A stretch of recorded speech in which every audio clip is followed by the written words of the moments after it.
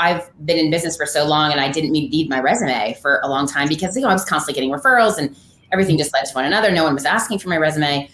But at some point I kind of got this trade with someone who's like, oh, do you need a resume? I was like, oh, not really, but okay, I'll just get this one sheet put together. And then I just found that it to be so helpful. Yep. And I called it at the time a rebel resume. It was like, it's not a timeline. It's just a short summary, a one pager.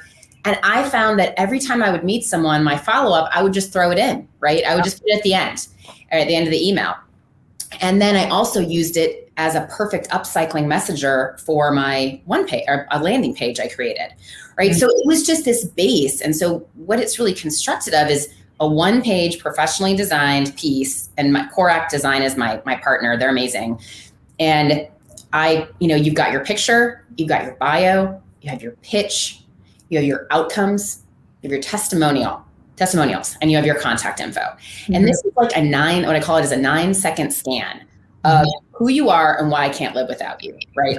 So, because we have to be channel accommodating, right? Some people don't like LinkedIn. Some people are not good at searching on LinkedIn. Maybe your last name is really hard to spell. This is just one piece. It's a PDF. It's a great piece to pass on to someone and say, hey, I'm thinking of hiring this person. What do you think?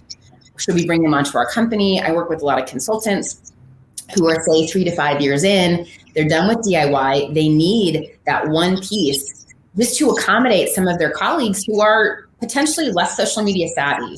When you're in part of the sales cycle, when you're talking to someone, they just need a little more information. Sometimes they want to look at something, right? Yeah. And that's when I found it to be really helpful. And I feel like it's helped me turn clients and think, oh, this is who she is.